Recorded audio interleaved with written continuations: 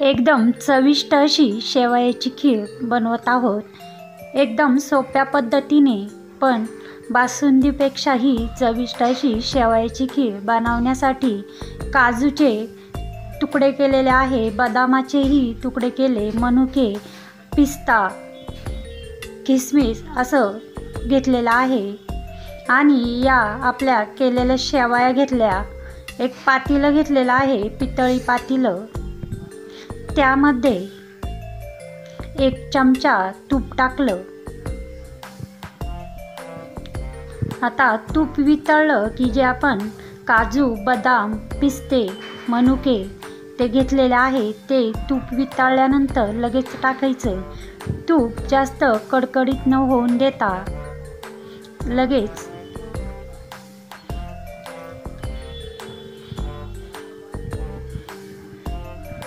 हे काजू, मनुके, बदाम, पिस्ते टाकलेले आहे. जास्त न भाजून घेता फक्त तापलेल्या तुपामध्ये थोडासा लालसर होऊन दिलं.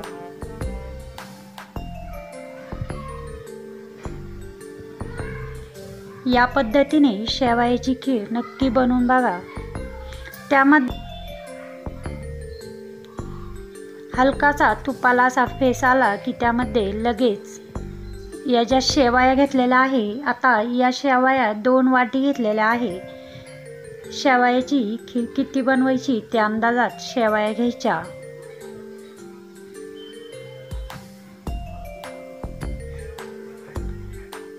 आता हे सगळं भाजत असताना मीडियमच हीट, अगदी लो हीट ठेवायची आहे.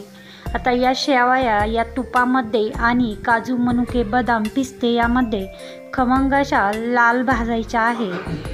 जेवढ्या शेवया व्यवस्थित भाजू तेवढी शेवयाची खीर छान बनते.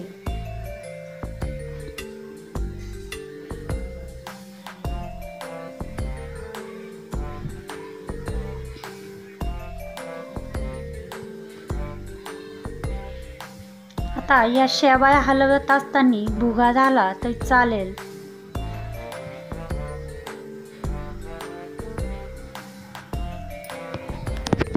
दोन ते 3 मिनिटांमध्ये या शेवया भाजून होतात. या पद्धतीने एकदम लालसर अशा शेवया भाजून झालेल्या आहे.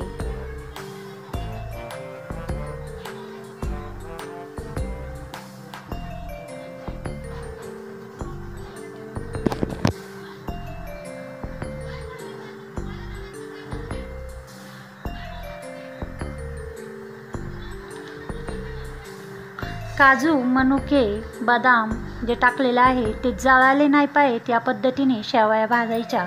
आता एकीकडं दूध उकळायला ठेवलं होतं, जवळजवळ पाऊण लिटर. ते दूध यामध्ये टाकायचं.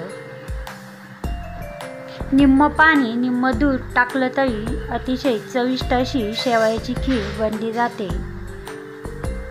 पण बासुंदीची चव पाहिजे असेल तर फक्त दूध उकळून घेतलेलं आहे, ते उकळलेलं दूध या भाजलेल्या शेवयामध्ये टाकलेलं आहे. आता या शेवया या दुधामध्ये शिजल्या पाहिजेत इतकी ही शेवयाची खीर शिजून द्यायची आहे.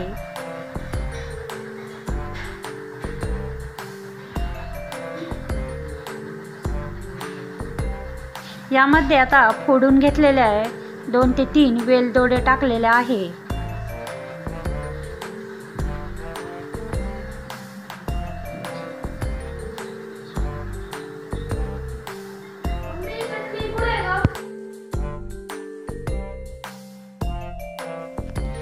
गोड आवडीनुसार यामध्ये साखर टाकून घेतली.